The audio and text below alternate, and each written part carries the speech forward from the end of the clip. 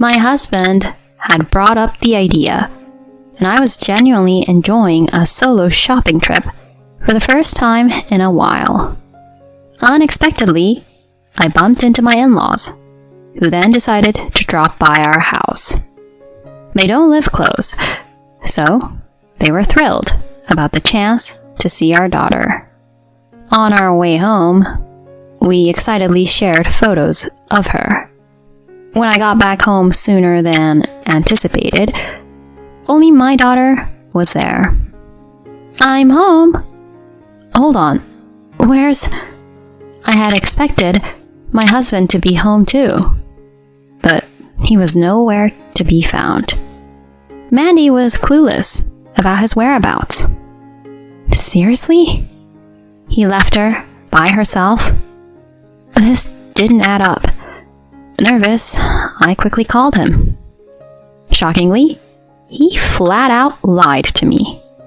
"Right now, I'm at my parents' house with our daughter."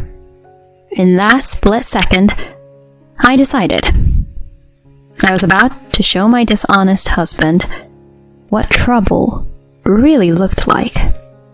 My name's Rachel, 34 years old. In college, I majored in architecture, and now I'm employed at an architecture firm. Having a top-tier architect license means I earn a bit more than many others. This has led to a consistent increase in my annual income, likely surpassing many people around the same age. While I truly adore my profession, there's another motivator: my beloved family. At the moment, I live with my husband, Scott, and our daughter, Mandy. I met Scott 7 years ago, became pregnant shortly after our wedding 5 years ago, and welcomed our daughter the next year. Mandy's 4th birthday is just around the corner. Thankfully, she's been growing up healthy without any serious issues. With both Scott and me working full-time, Mandy attends daycare. From what her teacher mentions, she's befriended many kids and seems to be doing great socially. I go the extra mile in my job for the sake of my wonderful daughter and husband. On the other hand, Scott's job is at a manufacturing plant. However, I've caught wind that the plant's sales have taken a downturn. Just recently, he commented over a beer. "If things continue this way, they might cut me to save on labor." I was so taken aback that I choked on my coffee. Concealing my alarm, I asked, "What do you mean? Can they just lay you off out of the blue?" Rumors have been swirling for some time, and they've actually started letting some folks go.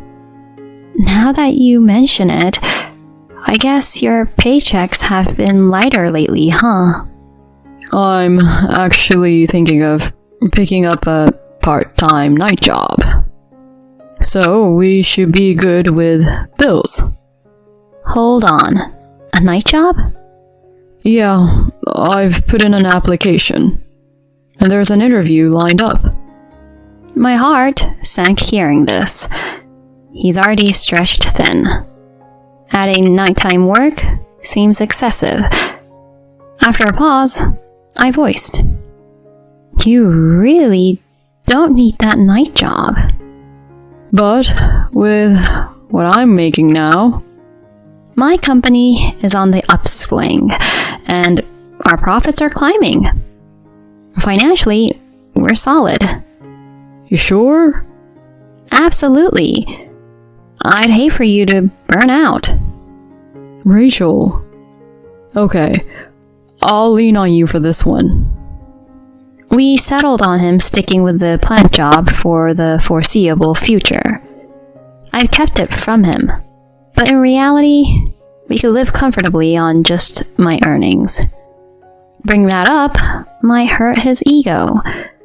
My last intention is to upset him.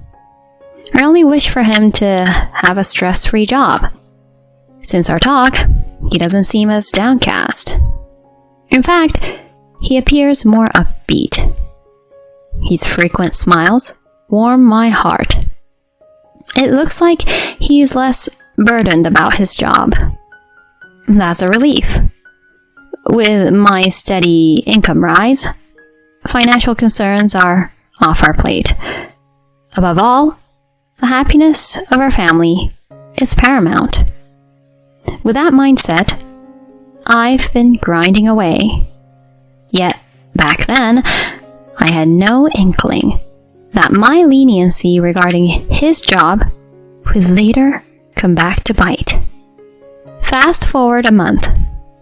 After wrapping up at work, I picked up Mandy from daycare like always and headed home.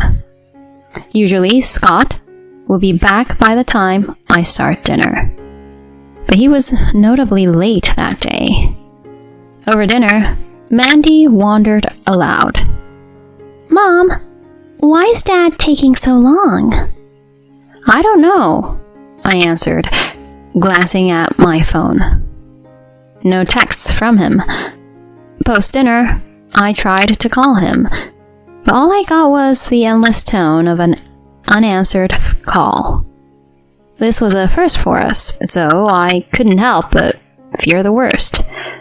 He didn't have an accident, did he? But if something like that happened, surely someone would have reached out. Everything has to be all right. After tucking my daughter in, I chose to wait up for him. Around 11 p.m., I finally heard the front door. Racing to greet him, he looked taken aback. "You're still up?" His nonchalance irked me, prompting me to voice my frustration.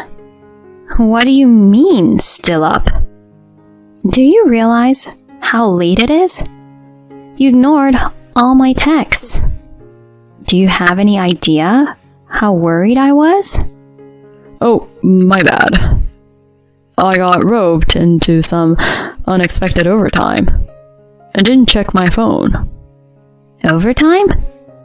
Would a quick text have been too much to ask? Just to let me know you'd be late?"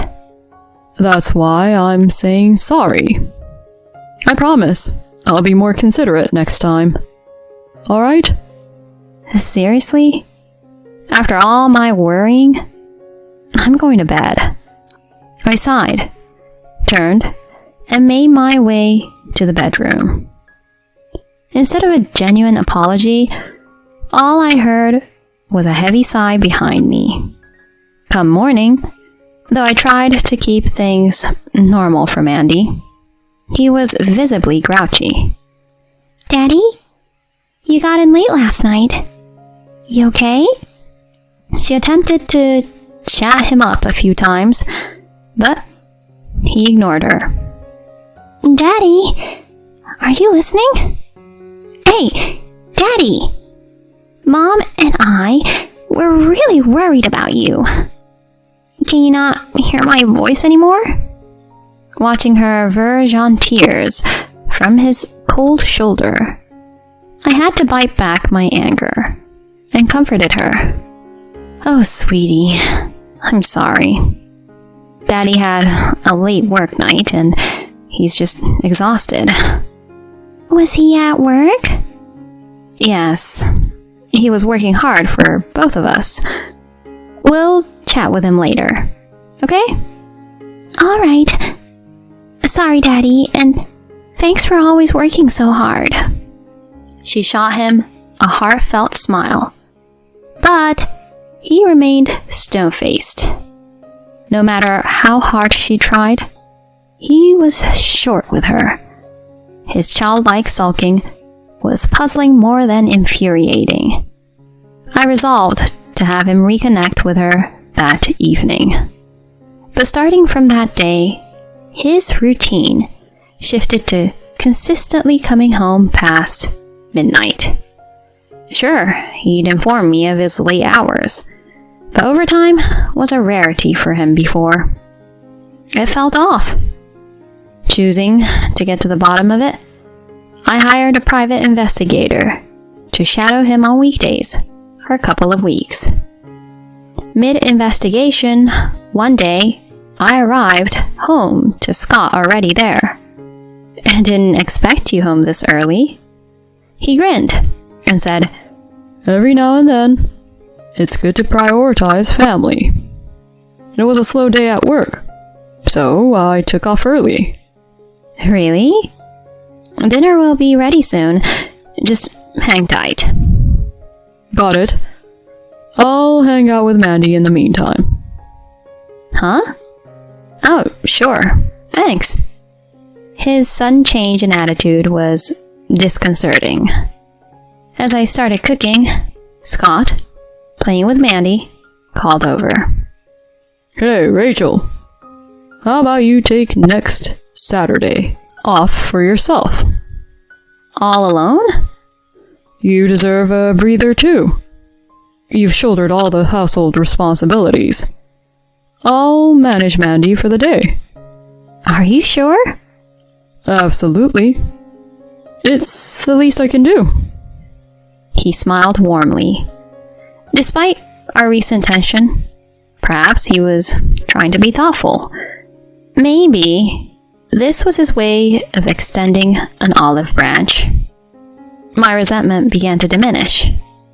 Though it might seem minor, this gesture touched me. So, I accepted his offer and planned a solo shopping day. That weekend, I dressed up, did my makeup, and ventured downtown on my own. I started off early, explored a few art galleries I'd had on my list, treated myself to a fancier than usual lunch, and wrapped up my afternoon browsing through a high-end department store sporting my favorite labels. It was only 3 p.m., and even though Scott told me to enjoy my day and not rush back until evening, I'd already hit all the stores on my list and bagged my buys. I went to a supermarket to grab some ready-to-eat dishes and a dessert for dinner. It seemed a little early, but the idea of having an early dinner together appealed to me. As I was scanning the aisles, a voice rang out, "Rachel!" followed by a tap on my shoulder. Startled, I turned to see Mary, my mother-in-law. "Mary, what brings you here?" "You're by yourself today?" "Yeah, just me. Scott's on daddy duty with Mandy, so I'm enjoying a rare day out." "Oh, really? Jason's around too. How about we catch up over some tea?" "Sounds perfect." She flagged down Jason, my father-in-law, and we settled in a cafe near the supermarket. They actually live out in the sticks, quite a haul from the city. Turns out, they'd driven into town for a concert featuring Mary's favorite singer. It had been a hot minute since we last caught up, so our conversation flowed easily. At some point, Jason remarked, I've been missing Mandy so much. Picking up on that cue, I proposed. "Hey Mary, Jason, how about swinging by our place today?" Now? You sure? "Totally. Scott's around and I've got tomorrow off since it's Sunday. If you guys are up for it." That sounds wonderful. We've really been missing time with Mandy. "She'll be over the moon to see you two. Please, do come over." We then prepped to head out a tad early, and they even pitched in, picking up a bunch of dishes and desserts. On the train ride home, we gushed over recent snaps of Mandy, and soon enough, we were back. But something was off. only Mandy was home. I'm home. Hold on. Where's... I had expected Scott to be home too, but he was nowhere to be found. Mandy was clueless about his whereabouts. Seriously? He left her by herself? This didn't add up. What's he up to? Mary whispered, a touch of worry in her voice. I didn't waste a second and called Scott. When he answered with a breezy, "Hello?" I switched to speaker mode so Mary and Jason could listen in. Trying to keep my composure, I asked, "Where are you right now?" "Now, I'm at my folks' house with Mandy." Your folks? Yup.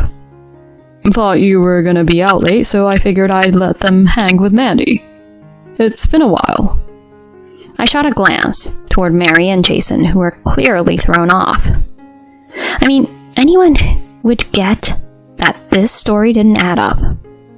Right then, it hit me.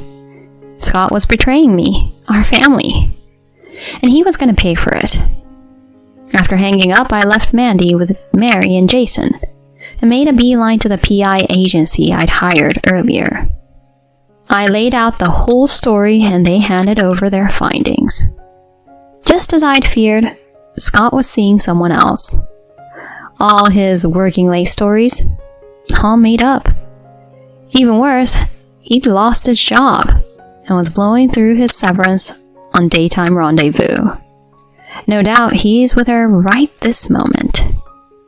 As soon as his affair was confirmed, all my love for him evaporated. It wasn't long before I was dead set on a divorce. This was all so out of the blue.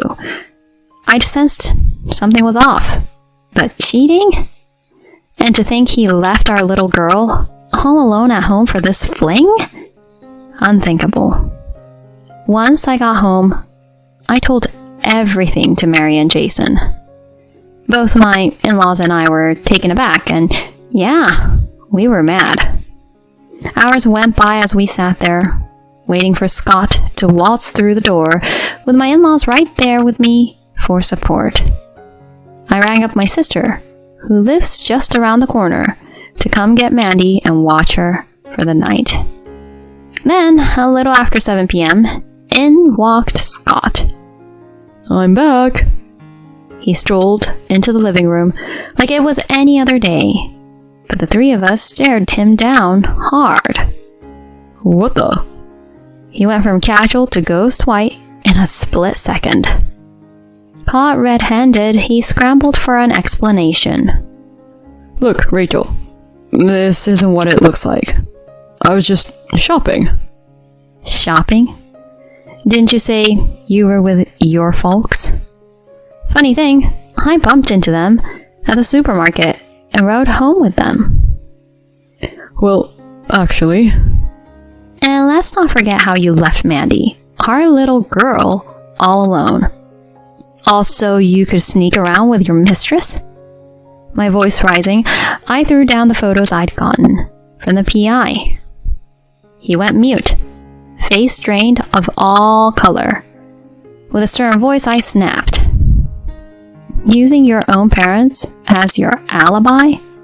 Abandoning Mandy to be with her? You're lower than low. "Please, I swear it won't happen again. Just give me another chance." Another chance?